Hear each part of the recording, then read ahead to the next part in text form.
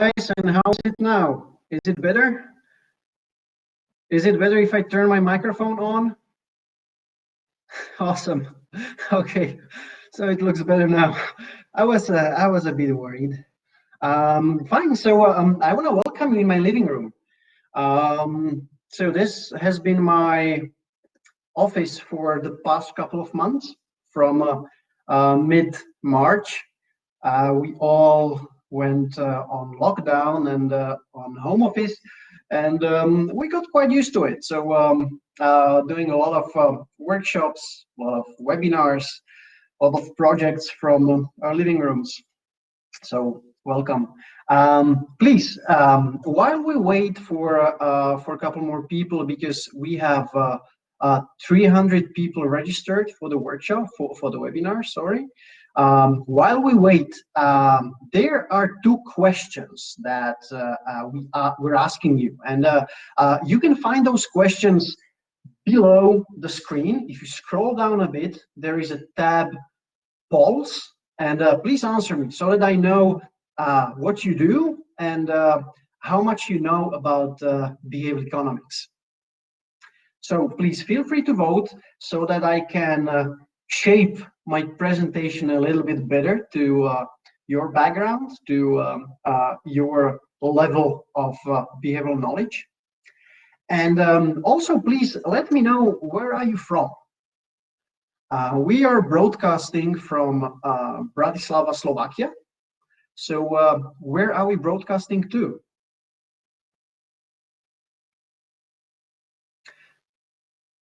New York, Cyprus, Portugal, Indonesia, Japan, Prague, Ireland. Cool. Slovakia, London, Greece, Moscow, Ireland, Istanbul, South Africa, France. Cool. So all over the world. This is the way we like it. Belgium, Romania. Oh, I love how today's world is interconnected. So we have 100 people logged in so far. Let's give it another 2 minutes, okay? And we'll start 35. So how do the polls look like? 40% of people are in marketing. The second most common is consulting and management. We have a couple of BE practitioners, exactly 4. Some people in branding, in UX, customer experience, 2 people. We have a couple of students here. And so what's your level of behavioral economics? So most people know a little bit. Nearly 40% of people are quite well versed. And we have one expert in behavioral economics, one practitioner. Okay. And 12% have already applied it multiple times. Okay, so it's pretty varied mix of people. I hope and I believe that every one of you will get something from this webinar. I'll be looking forward to your feedbacks, but before you can give me any feedbacks, we have to start. So I think now is the time, and people are still connecting, but even though I'm not Swiss and I'm not starting exactly on time, I think 5 minutes is more than enough, and let's slowly jump to it. So how behavioral economics helps brands succeed? So what we will talk about today, and I have prepared a word of caution to begin with, and then 3 case studies. The first case study will be about how we increased sales of one premium product. The second case study will be about increasing conversions of a job ad. And the third case study will be about increasing conversions of a direct email. And at the end, there is a small gift I want to give you. If you're interested in the topic, wait until the end, because I think it might make you quite happy. So, as there's not that many people actually who are not familiar with behavioral economics at all, just 4.5%. We won't spend too much time on the theory and the basics. Since there are still a couple of people, I will say a few words about what it actually is, and then we will go into the applications. And I believe that once you hear about the applications, you'll grasp what the whole concept is about. So, but to begin with, I want to tell you a little bit more about who we are and why am I actually standing here and talking about applying behavioral economics into business. And my story started some 8 or 9 years ago. And it started with a book. I was at the time studying actuarial mathematics. I was in Copenhagen, and I stumbled across a book, and it was a book called Predictably Irrational, a book by Dan Ariely. And I instantly fell in love with the topic of behavioral economics.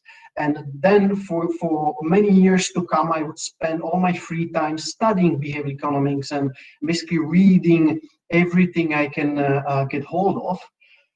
After finishing my studies, I got a job, a decent job at a corporation as an actuary. And 3 years in the job, I was mentally somewhere else. I was, applying all these behavioral concepts into business, trying to help imaginary companies to do their marketing, their sales better. So I quit, and this happened a little bit more than 5 years ago. And I quit with the idea of starting a behavioral economics consultancy. It was a great idea, but no one wanted to do business with me because I had zero experience, I had zero clients, and I was just, passionate about the topic. So it took a while. It took nearly 2 years to get traction, and now a bit more than 5 years into consulting, we're actually super happy to have worked with some of the biggest banks, insurance companies, telco businesses. And we managed to help a lot of clients, mainly in marketing, sales, and HR. You can see two logos on the screen.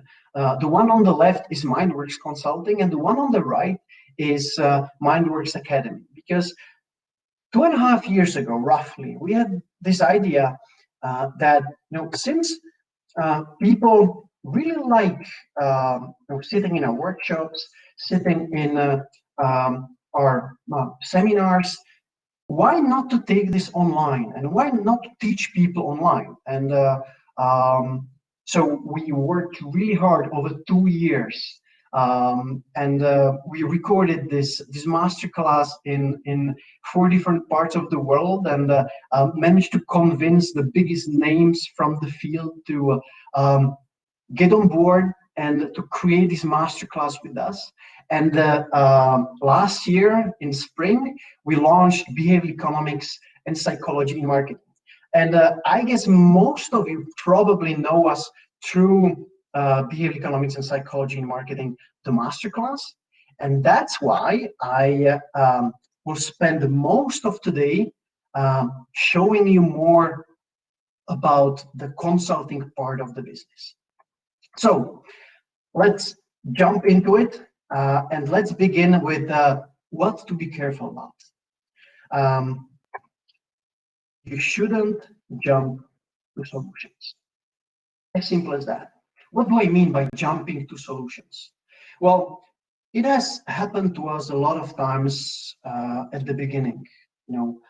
Once you understand behavioral principles. And sorry, I forgot, for those who are not familiar with behavioral economics, what it actually is. Behavioral economics is a beautiful mix of psychology, sociology, economics, all kind of social sciences, which study human decisions. How do people make decisions? How do your customers make decisions? And it turns out then when it comes to purchase decisions, around 90 to 95% of purchase decisions happen subconsciously. So where do they happen and what actually influences our decisions? And this is the question that behavioral economics tries to answer. So coming back to this big mistake, jumping to solutions, what do I mean by that is that once you understand the behavioral principles, at least some of them, you will, I can guarantee, be all excited about them. It will look a little bit like magic bullet solutions for conversions, for persuasive communication. But the worst thing you can do is, when you face a problem, to jump straight to designing solutions. Why is that? Because at the beginning of a project, you don't know what you're designing for. You don't know what problem you're solving. So what do I mean by that? We've learned it the hard way. We've worked on a couple of projects in the very beginnings when we didn't have a framework. We didn't have a step-by-step process which would take us and guide us what to do first, what to do next, and when to start designing solutions. And we would jump right into designing a copy, designing a new text message, designing a new landing page. And then we were working on a project for one bank. And in the middle of designing solutions, we stood there and thought, wait a minute, but what we're doing now isn't really right, because we don't really have all the background. And that's when we started working on a complex framework. It happened, I guess, nearly 3.5 years ago. And over these years, we've built and perfected our framework so that it's very rigorous, and it helps us a lot. So what does this framework consist of? The first and probably the most important stage is analyze the decision-making context. And when I say analyze decision-making context, I mean doing what we call a behavioral audit. In the behavioral audit, you're trying to find out what are the current behaviors, the current habits of your customers, what are their motivations, what are their struggles. But we'll come back to that. Once you have done the behavioral audit and you understand the context, you understand your customers, then you can start designing solutions. And then we have 3 categories of principles, of behavioral principles, which you can take and apply into your interventions. And these are drivers of behavior, tools for choice architecture, and principles about the perception of price and product. And once you have designed the solutions, the last stage is testing, because you can never be sure from behind the desk which solutions will be the most effective.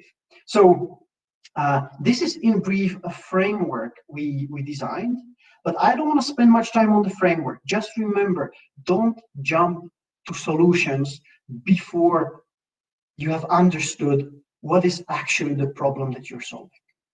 And I want to illustrate that with an example. And the example will be the first case study I want to talk about. This was a client where they struggled with selling one premium product. And I cannot really disclose the details, but I guess you'll be able to fill in the gaps. So this premium product was related to cars. And you as a car owner need to buy and use this product on a very regular basis in order to make your car work and operate and move. And so what was the goal was that the context was that this client had basically two versions of the product, a regular version which was cheaper and of a lower quality, and then this premium version which was more expensive but more elaborate, much better for your car, for the maintenance of your car, but so few people were buying this premium product. And they struggled selling it. They struggled increasing sales of this premium product. So we came in and we started by conducting the behavioral audit. And what was it that we did during the behavioral audit? So let's start with the goal. This is quite a complex problem, right? You need to change the behavior of customers so that they stop buying a cheaper product and they start buying a more expensive product. We thought, okay, we must very well understand who are the customers, what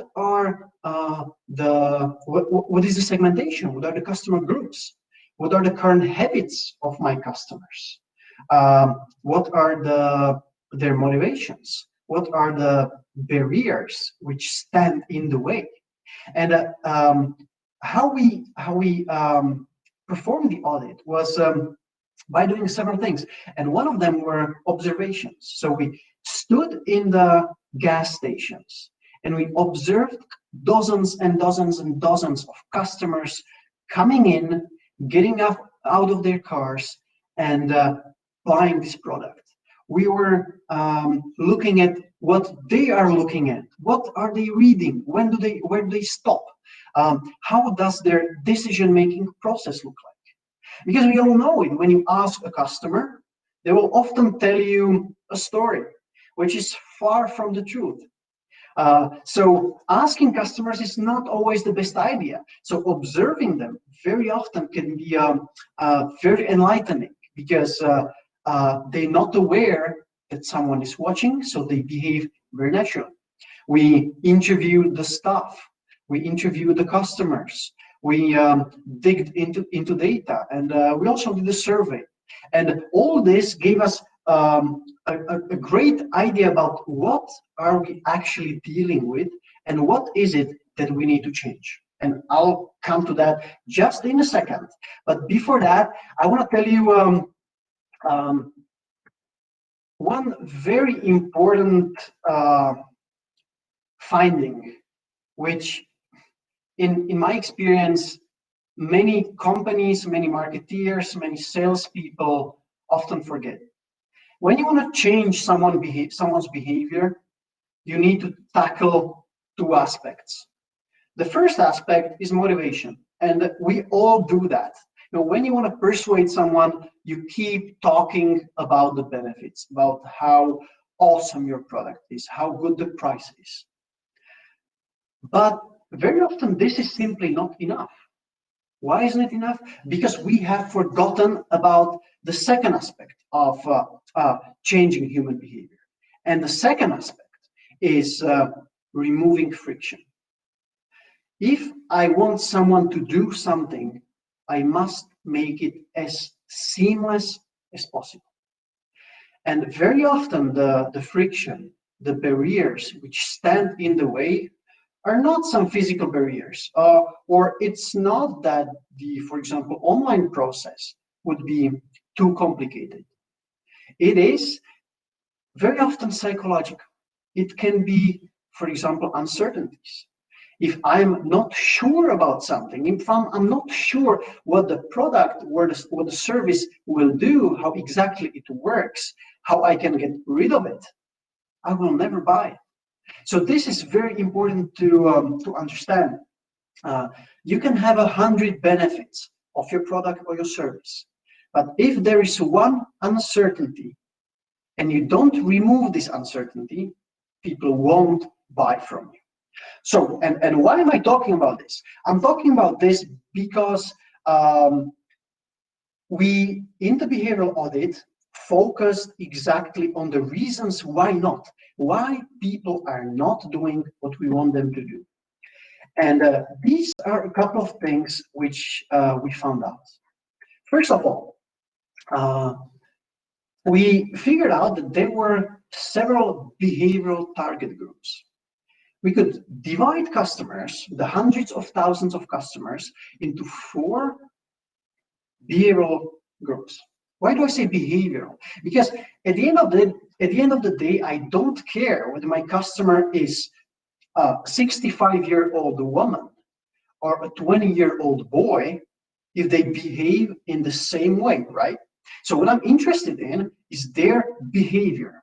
And what we found out, and I won't tell you about all the details, but for example, one of the behavioral target groups were men who owned a more expensive car, very often an older expensive car, and who wanted to show off.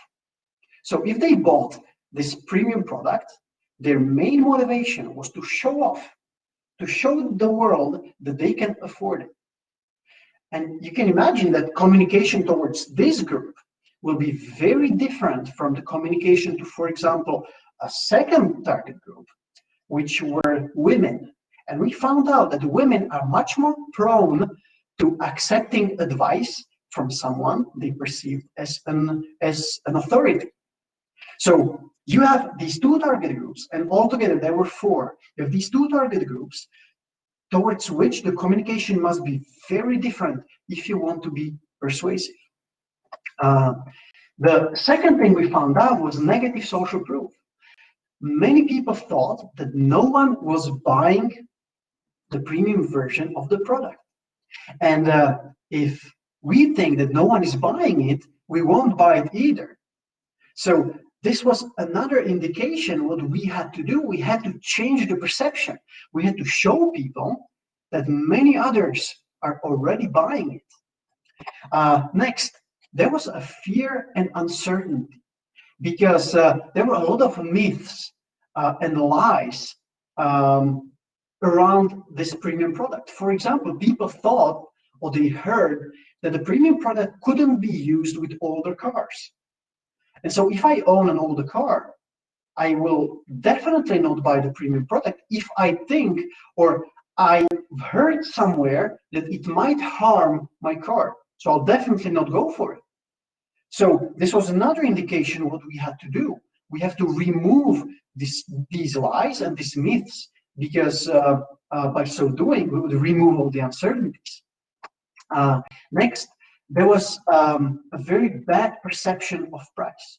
When we talked to people, we found out that they thought that the premium product was roughly 3 times more expensive than it actually was. I mean, the difference between the regular and the premium, they thought was 3 times as big as the real difference was. So if people think that my product is way more expensive than it actually is, of course they won't buy it. So another indication, what do we need to do? We need to communicate the prices in a better way so that the perception of price changes. And probably the most important finding was that buying this product was a habit. So if you want to achieve a long time change in behavior, something which will continue when all the activities stop, you need to break the old habit and you need to build a new habit. And so we created a very elaborate strategy of how to break the old habits and how to create a new habit loop and to create new habits. But I won't say much more about the solutions. I'll keep that for another time.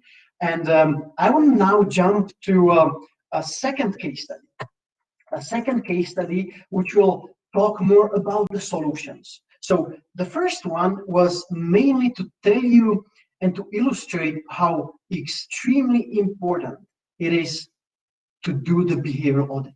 how important it is to understand what customers are doing, what they're not doing, and what is influencing their behaviors, to understand the context. Because if you don't understand the context, the decision-making process, you don't know what is the problem that you're trying to solve.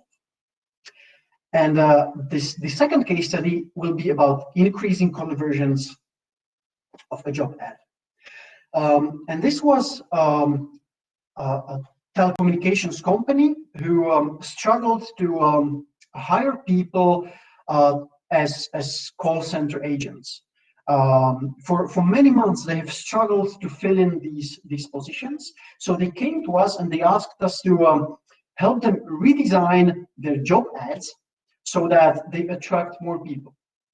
And now I have a question for you. Which of these things do you think we tried to do? And you can vote in the poll. It should be there by now at the very bottom. So what did we do to increase conversions? And you can vote which of those 4 things you think we did.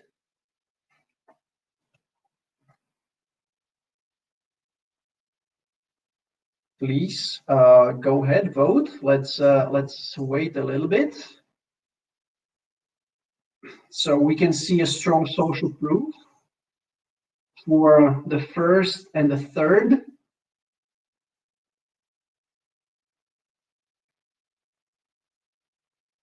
Okay, it seems that most of you are in favor of we shorten the job ad and we remove the candidate requirement section. Okay, interesting guesses. Fine, so thank you for voting. And a few surprising moves that we did was that we did all 4 of them. We shortened the job ad, we removed the benefit section, we removed the candidate requirement section, and we changed the required education. So why did we do that? Shortening the job ad. Did it ever happen that you opened a newspaper article online and you saw that the scroll bar was this tiny and you thought, oh my God, this is gonna take me like 10 minutes or 15 minutes to read the article, and you closed it and went away? I guess it happened to every single one of us. Why is it? Because if we think that something will be very difficult to do, very time consuming, we won't even bother.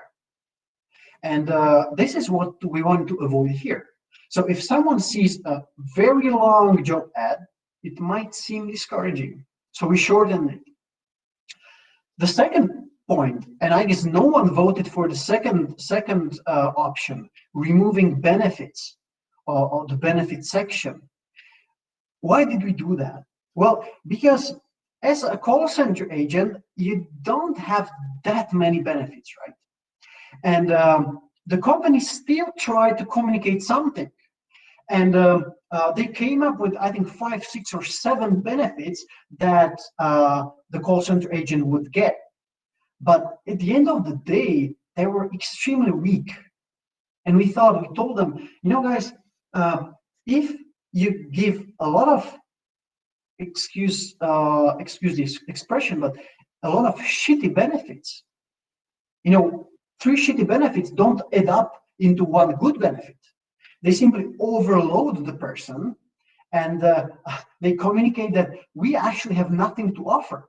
So it might be much better not to say anything rather than saying a lot of weak information and a lot of weak benefits. So we removed all that, and we tried to incorporate the main benefits into the communication throughout the job ad.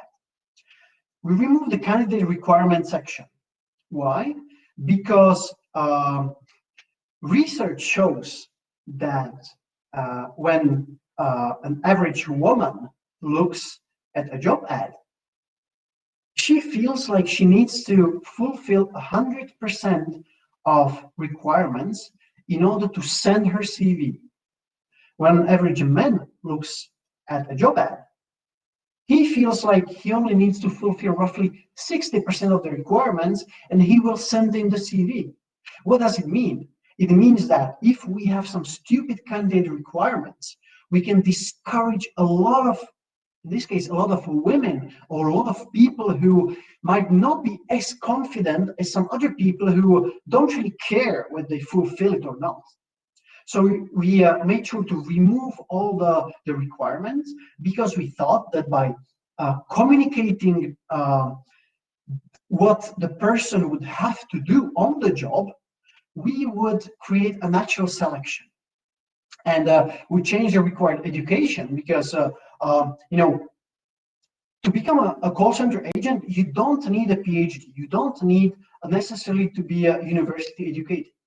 But if in the job ad you state that the required education is, I don't know, university education, undergrad, it is a master degree, PhD, or you don't need any university education at all, well, what could it subconsciously communicate?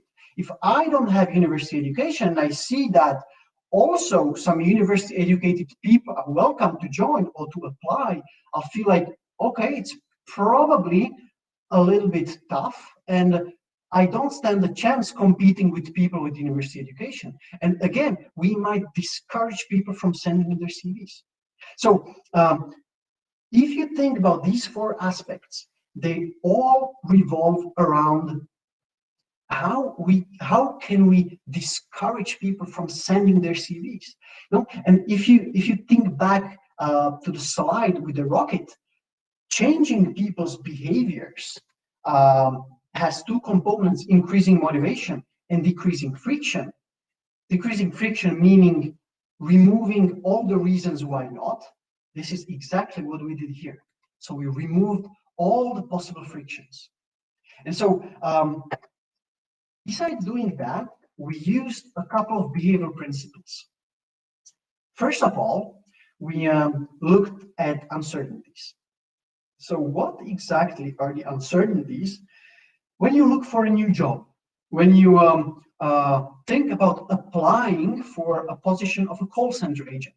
Well, some of the uncertainties might be that the job simply will be too complicated, that it will be very stressful, that you won't be able to learn all the details, all the product details, and all the nuances that you can offer to your clients.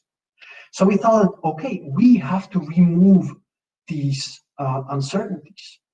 And that's why we told people that there will be an introductory training, which would last for a month, so that they can learn everything they would possibly need.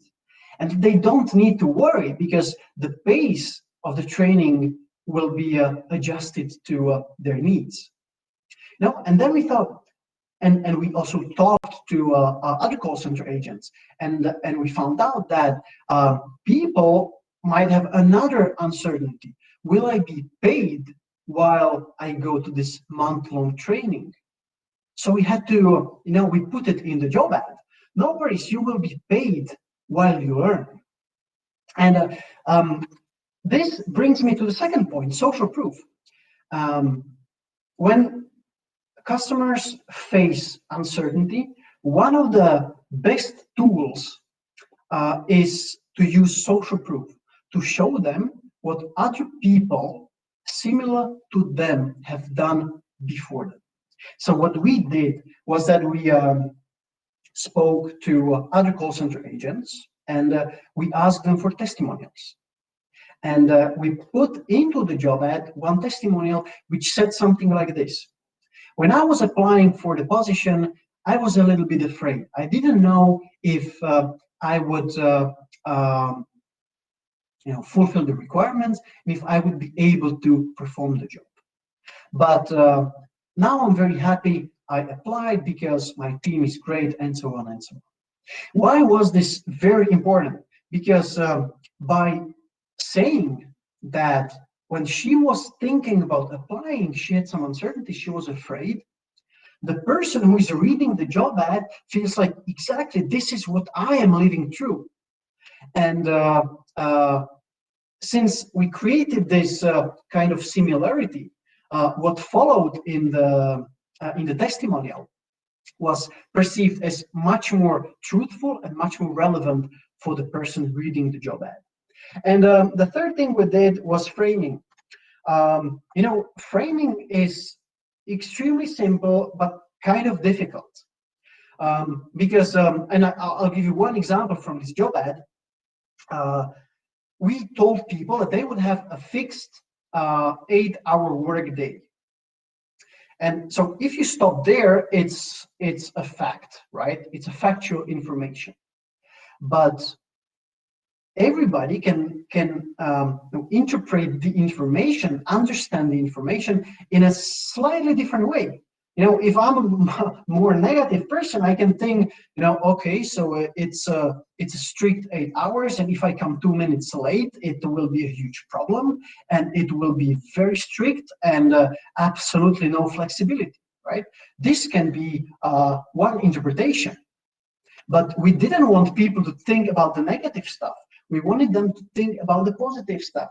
So we added the second part of the sentence.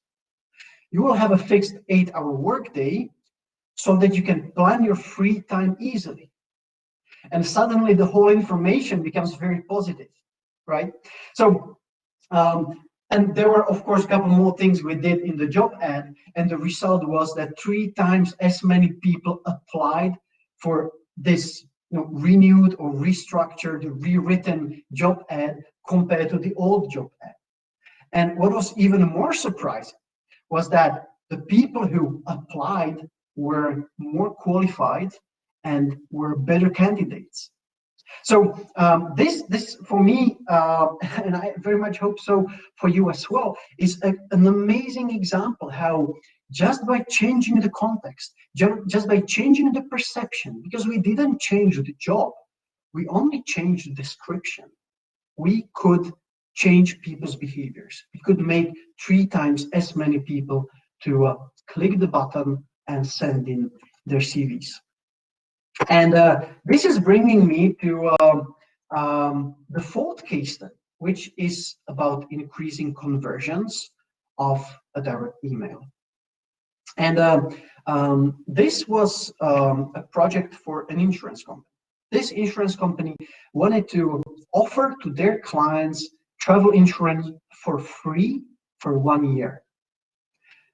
In a Russian world, this would be an offer which everybody should take, right? If someone's giving me something for free and it objectively it was a good product, why wouldn't people take it? But they wouldn't. The conversion was extremely low. So we came in and we did our behavioral audit. We tried to figure out what could be the problems. Why aren't people taking up the insurance? If it is free, if the quality is good. And now I give you 2 minutes to read, and this is not exactly the original email because we cannot disclose that one. This is a similar email to the one that we changed. Go through it and think a little bit, what could be the reasons why people don't take up the insurance? And please feel free to write in the chat window, what you think could be the reasons.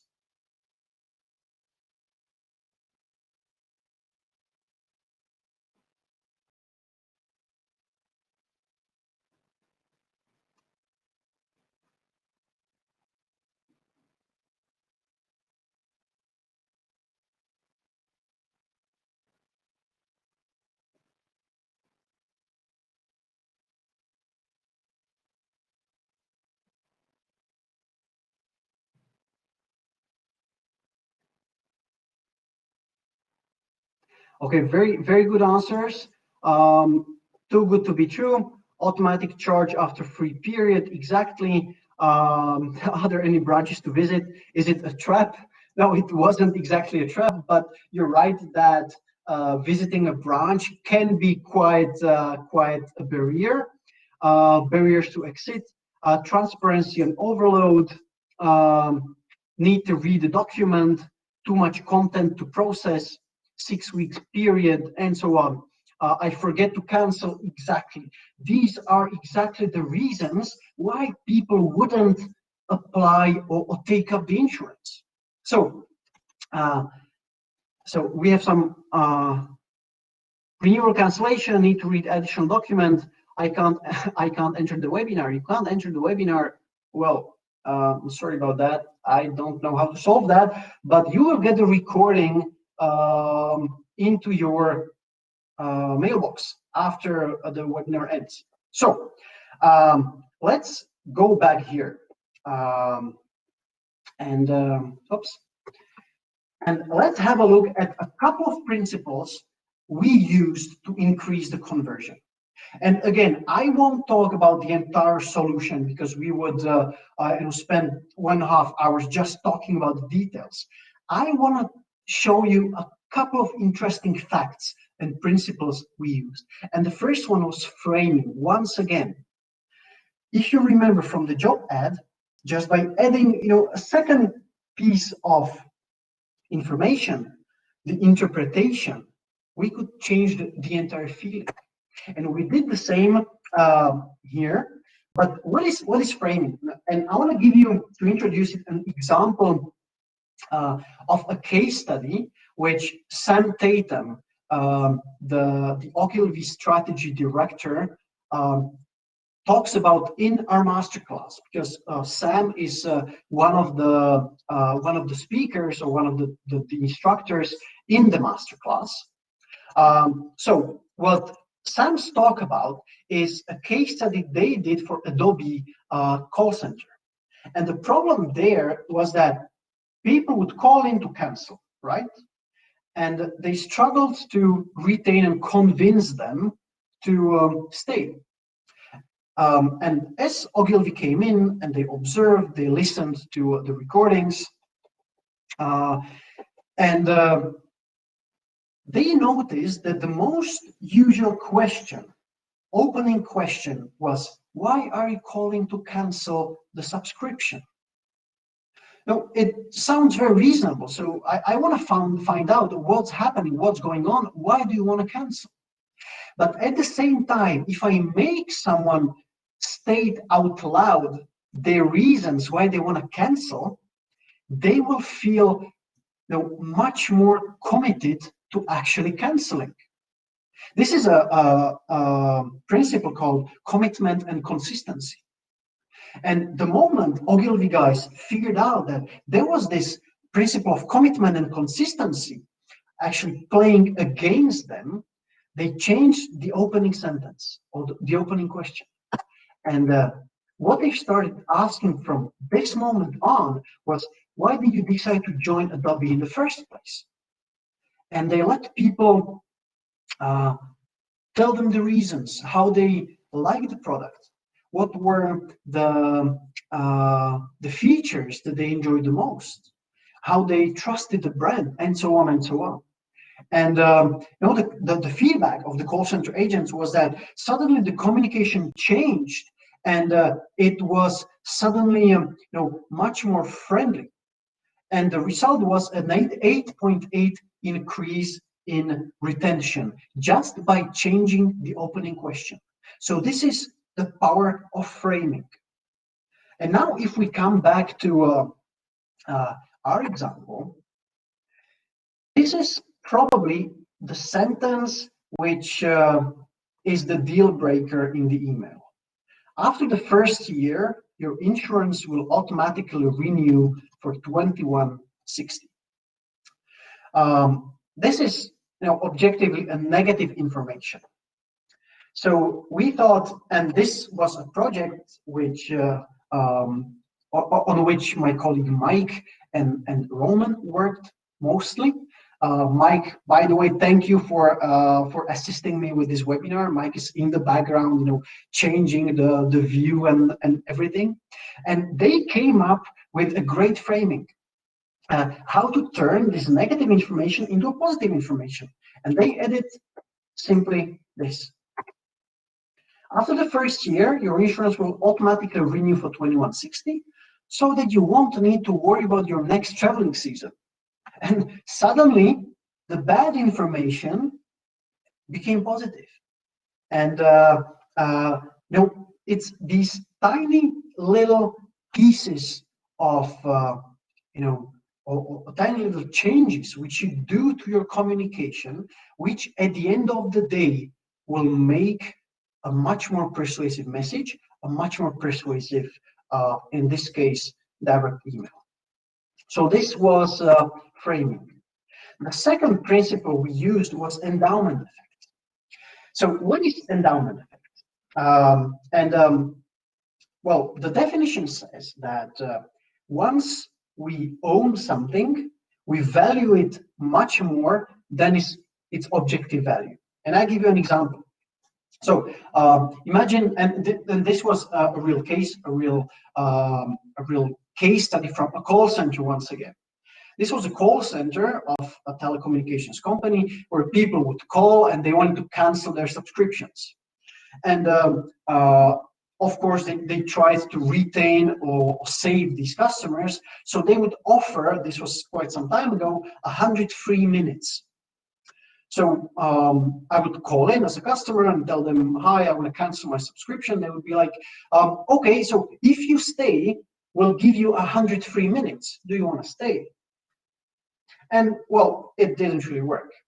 And so they changed it a little bit. Now I would call in and I would tell them, hi, I want to cancel my subscription. And the operator would say, oh, I've just assigned 100 free minutes to your account. Now, if you cancel now, you won't be able to use them. And the retention went significantly up. Now, in a rational world, this wouldn't make any difference at all, right? It is the same 100 minutes, and I have to stay with the company in the first and in the second scenario. But from a psychological perspective, in the first case, I don't own anything. I have to do something in order to get the free minutes. In the second case, I feel like I already own them, and if I leave, I will lose them. And the loss aversion, as many of you know, is a very strong principle which says that we are 2.5 times more sensitive to losses than we are to gains. So how did we use this endowment effect in our case? And what we did was that instead of saying, click the button and we will give you free travel insurance, we told people, thank you for being with us. You've just received a gift, free travel insurance. So I feel like, okay, I already own the travel insurance. All it takes is to activate it until the 15th of September.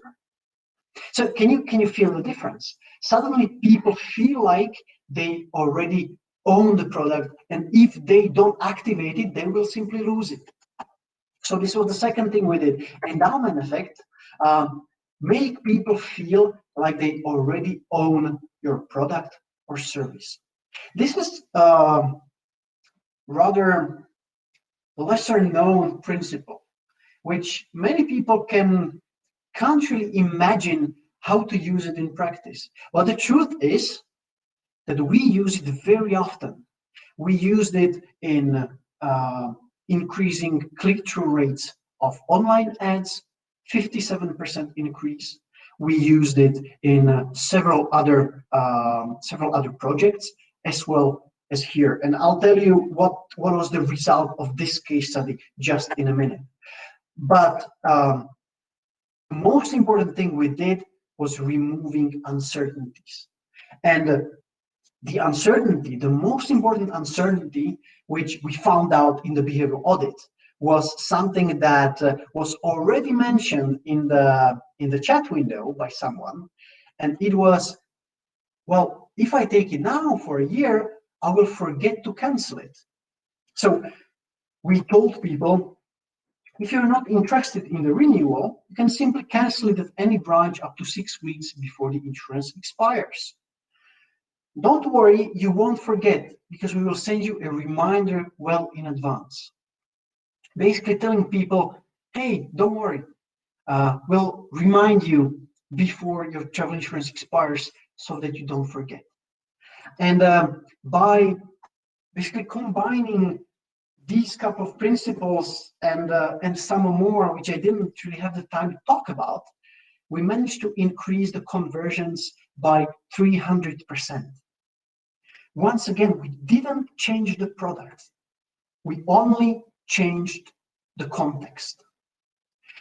Everything that we have talked about so far was about context. Not changing the offering, not changing the price, not changing the product, just changing the communication and changing the context in which the offer is perceived and received.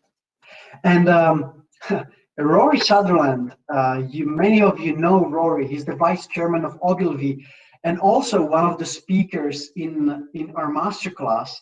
He put it very nicely in the course, in the masterclass. Context is a marketing superweapon. The same thing in a different context can be charming, brilliant, and lovely, and fucking creepy and weird. So this is the power of context.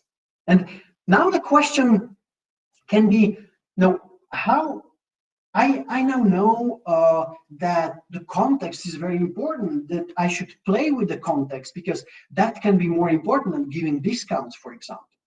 But the question is, how do I change this context? What are the tools to change it? And if you're interested in that, I think my little gift might come in handy, because this little gift has to do with our masterclass. And if you sometimes find yourself thinking, why the hell, what I am doing, why the hell my copy, my sales funnels, my landing pages are not performing. If you find yourself stuck because you cannot come up with new ideas how to make stuff work, if you struggle to stand out from the crowd of your colleagues, from the crowd of other companies doing the same thing as you are doing, because you don't have anything to stand out from the crowd, well, listen up, because this gift once again might come in quite handy. And because when we asked the nearly 1,700 people who enrolled in the masterclass what they liked the most about it, they told us 4 things most often. I now understand why my copy and funnels are not performing. So they understand how their customers decide and what they have been doing wrong so far. I come up with new ideas and strategies which perform much better. They suddenly have the tools to come up with these new ideas. Colleagues turn to me for advice when they're stuck. I became the consumer psychology expert in my team. And this happens quite often. I have the right science-backed arguments to convince my team and my clients that we should try my ideas. So these are some of the results that our students told us that they got from the masterclass. And so what is this masterclass about? It's basically 7.5 hours of video lectures. It's 13 ebooks and 60 plus case studies. Case studies as I was talking about today. I only told you about 3. There is much more. And at the end, an official certificate. I got this email yesterday. Alexis Stefanos wrote me yesterday at 6:22 in the evening. I've just started your masterclass, and after doing 3 other classes of the same kind, I can tell you this one is a real gem.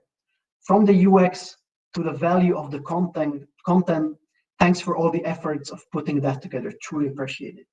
And we received this kind of feedbacks for the past 1.5 years, and this is basically what keeps us going, because for example, this guy telling us, I want to connect with you because I'm taking a masterclass and I love it. But altogether, we have around 1,700 students with an average rating of 4.6. And so my gift for you is a hefty discount for this masterclass, because you decided to register for this webinar. And so how will this work?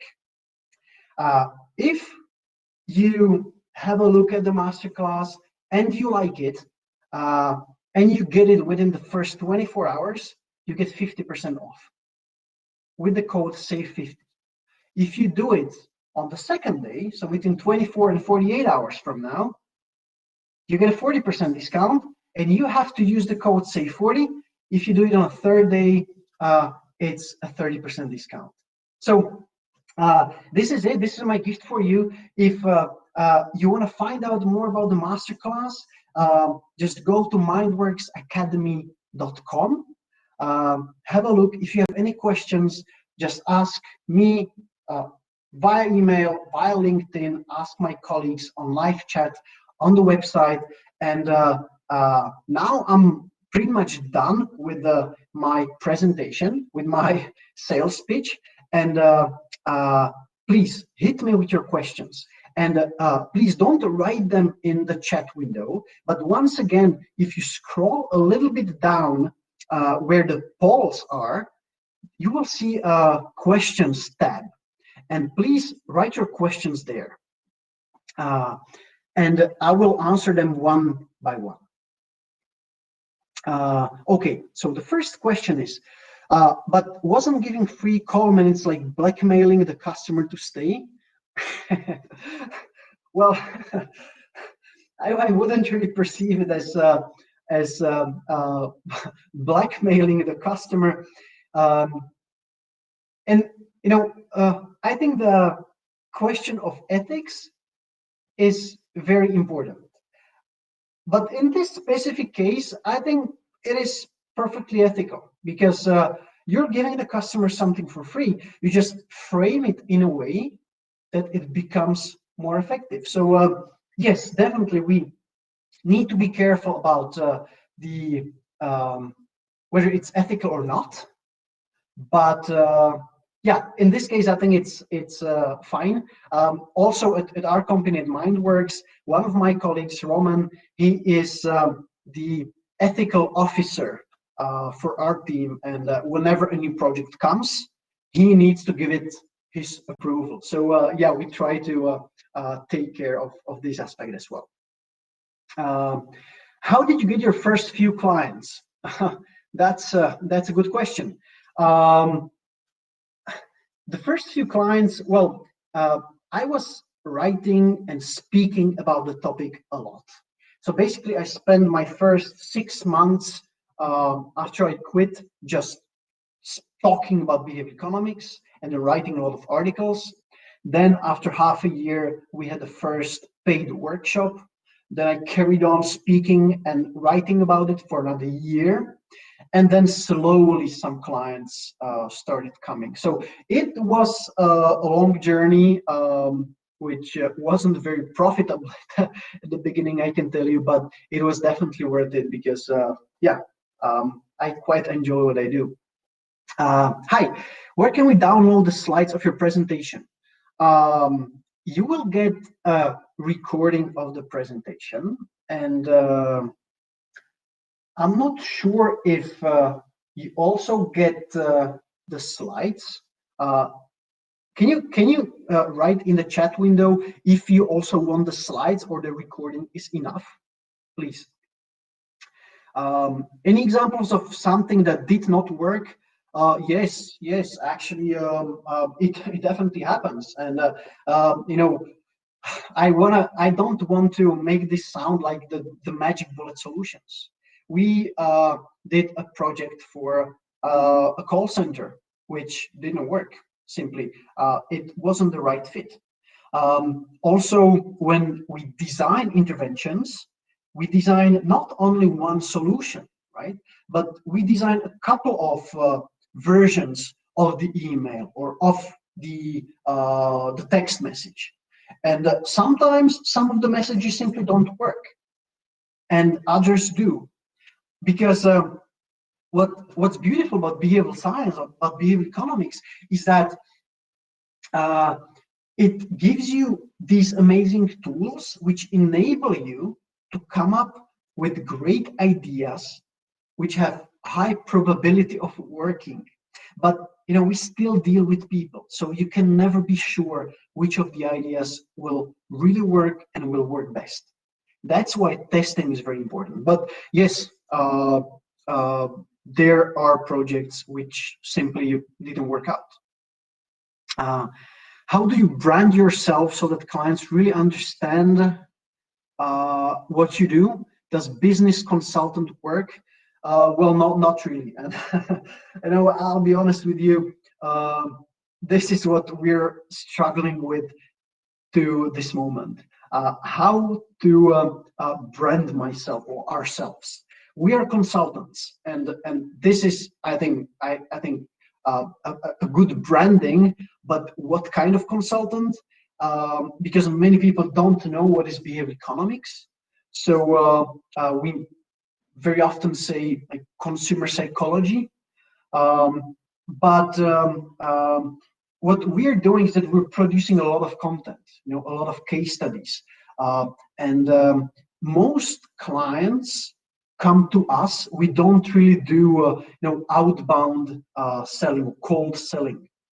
So they have been following us for quite a while, and once they see that, okay, now this is like the case where I'm quite stuck and I don't know what to do with this. I've been following this MINDWORX somewhere, so I should probably get in touch with them. So this is very fortunate for us that we don't really need to convince clients about what we do, but they come to us. Peter, any suggestions on time-sensitive customers? Says, for instance, who believe it's better to oppose switching insurance. So I'm not sure I understand this. It says, for instance, who believe it's better to oppose switching insurance company. Well, time-sensitive customers. Peter, I'm not sure I understand the question. Can you please rewrite it into a bit more detail so I can answer it? Thanks.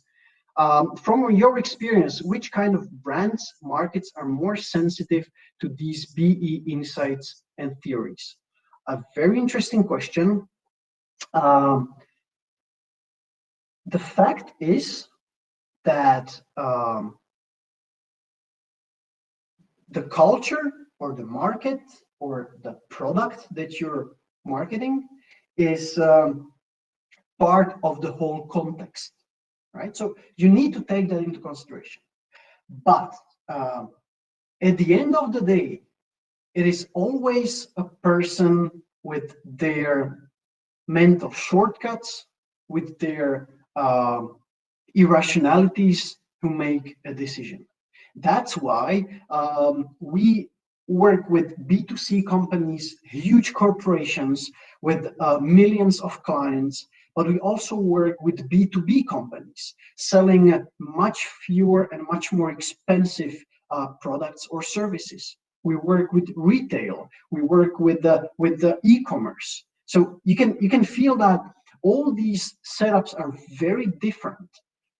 But I would say that these principles are valid basically everywhere where people make decisions and where you have to change decisions. So I can't really pick a brand or a market where behavioral economics would be more effective. Definitely, you can see results quicker if you have a huge audience, right? Because an increase of 5% if you have 1 million clients is, well, much more money than a 5% change if you have 10 clients, right? But I would say that the principles work well everywhere.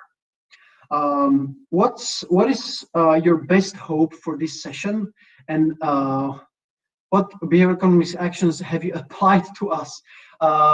What is my best hope for this session?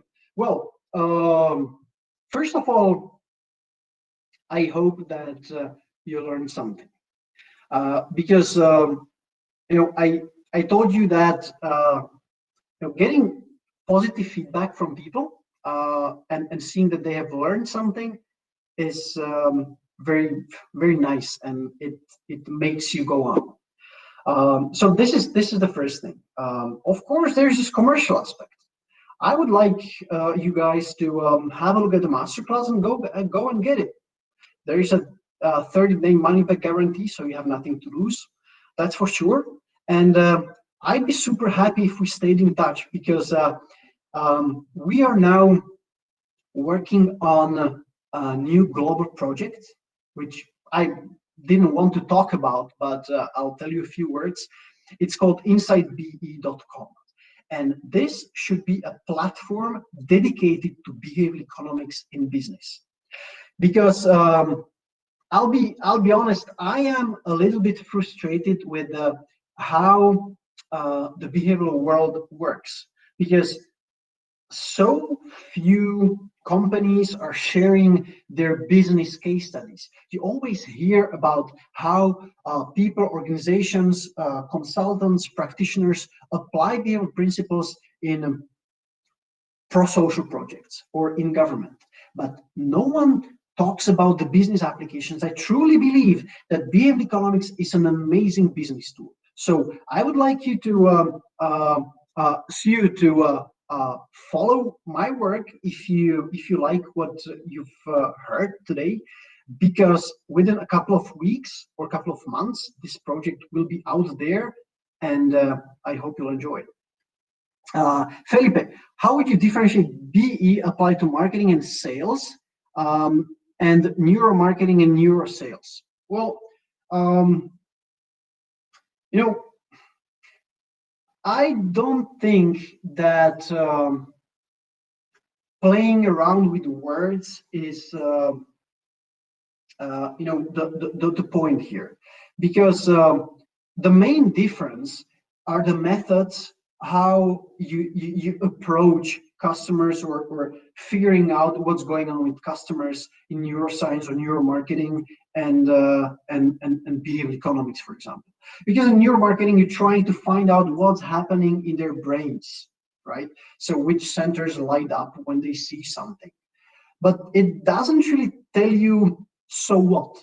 It tells you, okay, so this happened in the brain, but what should I do now, right?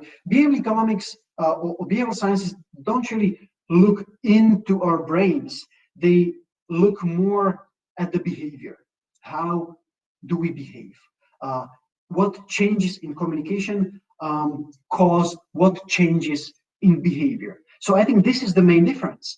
But at the end of the day, what we do is that we combine all kind of findings from all kind of disciplines, because the goal at the end of the day to make it work. And I don't care whether I use something which I learned in my physics class, or I use something from neuromarketing or behavioral economics. Where's the border between ethically acceptable and manipulative? I was waiting for this question because it always comes up, and I don't have the answer. Because what we need to understand is that a behavioral principle is like, I don't know, matches, right? Are matches good or bad? Well, neither. They can be used for the good, or they can be used for the bad. And it's the very same with the behavioral principles. They're neither manipulative nor acceptable. They're just tools. What matters is how you use them. Uh, and that's why we have this colleague who is the ethical officer, because uh, sometimes it can be on the borderline. But I don't have a specific answer what is acceptable and what is not. I mean, you need to be aware of it. I mean, there were projects which we refused to do because we thought, okay, this is out of the limits, right? There were some interventions which we came up with, but we decided not to roll them out because we thought, okay, this not might not be ethical enough. So I'm sorry, but I don't have a specific answer. I think, it doesn't matter if you use behavioral principles in marketing or you're a classical marketeer. If you would market something which you're fine with, then why shouldn't you use behavioral principles? For us, as a rule, we never lie. We always say the truth to customers. So we would never, design something like telling customers, most customers chose this product if it was not true. We simply wouldn't do that. So I think this is kind of the limit. But very good question, and yeah, a tough answer. Can you apply BE strategy with images, or is it better to use with words? Also a good question.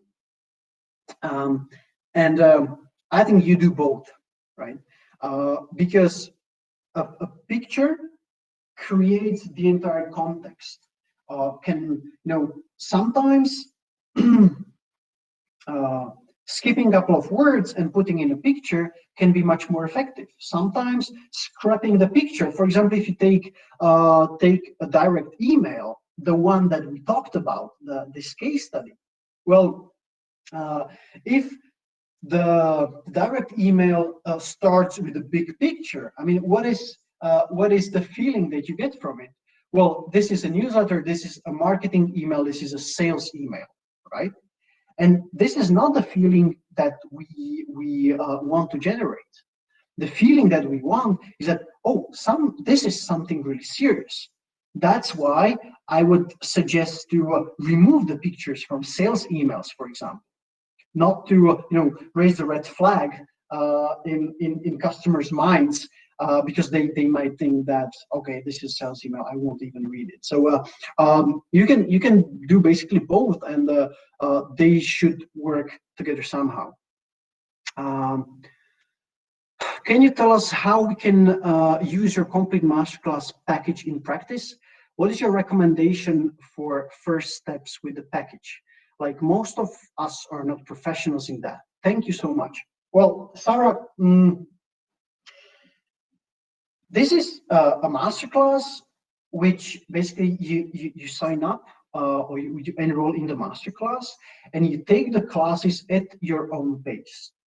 And as you go through the masterclass, you will acquire more and more, knowledge and principles, which you will understand very well, because there we explain both the theory, but most importantly the practical side with a lot of examples. Which means that as you progress, you will, at the end of the day, have 24 most important principles from behavior economics and consumer psychology, which you will understand and you will know how to use them. So if you're a marketeer and you're not a professional behavior economics consultant, that's perfectly fine, because the masterclass is intended mainly for people who communicate with customers. So you will acquire this knowledge, and you will have plenty of ideas, plenty of examples and inspirations how to use it in your day-to-day communication with customers, with the clients, on your website, on your social media, you name it. The first very important thing is that you will have a step-by-step guide how to approach it. Because the first chapter of the masterclass basically talks into detail about the behavioral audit. how you should go about the behavioral audit, what are the questions that you need to find answers to. What's next for MINDWORX? Where do you see the company in 5 years? Well, I've talked about that. InsightBE.com is the next endeavor. Have you met Dan Ariely? Are you in touch with him? Yes, I have met Dan Ariely. We're not in touch on a daily basis. Last time we exchanged a couple of emails was a couple of months ago when I told him about this Insight BE idea. Claire, related to Peter's question, have you any advice for how to encourage people to switch products rather than stay with the one they're familiar with? And well, I think this is a question which we had to tackle in the first case study I talked about, because the reason why people are stuck with one product or stick with one product and don't want to change or don't want to try something else is that it might be a question of habit. And creating habits and breaking habits is quite a difficult task, which can be done, but there's a lot of science behind creating new habits. So, and we don't really have time to dig into that because there is something called a habit loop, which you need to first break and then to create something new. But my kind of a rule of thumb advice would be think first, what are the uncertainties that the customers face when they think about switching for a new product? What are the questions that they ask themselves? What are they afraid that they will lose if they switch? So first of all, understand the uncertainties. You have to tackle the uncertainties. And the second thing is perceived effort. We've seen it in a lot of projects. When I think about switching my bank, switching my phone, anything, I feel like it's gonna be super difficult. It's gonna take so much time to change for a new product. Even if in reality, it can be pretty simple. And this is called perceived effort. We have the tendency to perceive things as being more difficult than they actually are. So you have to decrease this perceived effort. So on top of my head, these would be the two advices for you. Remove uncertainties and decrease the perceived effort. Already done the masterclass. Will there be another one like stage 2 certificate? I enjoyed every second of the first one. Suma, thanks a lot for that. This Insight BE will be dedicated to behavioral economics in business. And there will be a large section on online education, where we'll be creating new courses which will tackle very specific problems in marketing, in sales. So yes, definitely there will be more online courses and online masterclasses coming up, also with new instructors, new experts who will join in to bring in their knowledge. Ismail, can we connect with you on LinkedIn or Twitter? Of course, please. My name is Matej Sucha. Give me a second. I will switch the slides. Now you can see it on the screen, I hope. Yes, Mike, thank you. So you can see my name there. You can see my LinkedIn, my email address. So please connect with me on LinkedIn, connect with me whenever you wish, and I'll be happy to carry on the discussion at the different channel. Any suggestions on how to encourage customers who are short on time to switch to another insurance company, for example, instead of remaining with the company they're already with? I think this is this what Peter was interested in? I guess Yes, I think it's the same question now. I understand, and I guess I kind of try to answer it with removing uncertainties and decreasing the perceived effort. Uh, okay, what else do we have here? What advice do we have for someone who is in love with BE but does not have a relevant degree? I have been doing online courses, your amazing class included, and reading everything I can. Can I work in the field without a degree? Well, from my experience, you can. I don't have a degree in behavior economics. I am a mathematician. Um, my whole team is basically composed of psychologists, um, and I think they all do, and we do a great job in applying behavior economics into real life, into business. So yes, my answer is definitely yes. Just keep on learning as much as you can, and get to or start thinking about how to apply it in the real world. Start a blog, start something which will force you to translate the theoretical knowledge, because most of what you will read, maybe besides a couple of courses, including ours, everything that you will read is very theoretical. And these theoretical concepts, and this is the hard part, needs to be somehow translated to business. And the sooner you start thinking about that, the sooner you uh, pick uh, a domain where you would like to apply it, the sooner or the easier the transition into the field might be. And just drop me a message on LinkedIn, and we can talk a bit further, because we have some internship opportunities at MindWorks from time to time as well. And I definitely don't require a behavior economics degree. Um, is it possible to use materials from the masterclass in diploma thesis? Of course, with the right citations. Uh, I don't know. I don't know. I don't think it is, research. So I don't think that would be acceptable. But you can, of course, try. Any suggestions for where to study a master's degree in behavior economics? After your masterclass, I got really interested and I want to continue studying in this field. Um, I don't have specific recommendations. I know that in the UK, in the US, there are degrees, but I won't be able to help you with this one. Maybe go to behavioreconomics.com, because I think they have a list of university degrees in behavior economics. Do you have a framework or process to discover customers' objections, frictions, or pain points?